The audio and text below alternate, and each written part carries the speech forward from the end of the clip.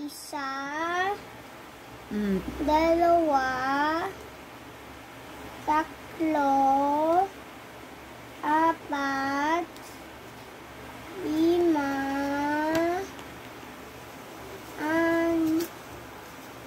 anim, pito, walo,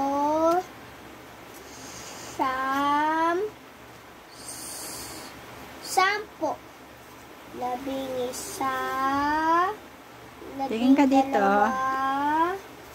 13, Tingin ka dito kay Mami. 14, 15, Tingin dito. 16, 17, Tingin ka dito. 18, 19, 20. Okay na? Opo. Go. Isa. Oh, English. Ano sa English yan?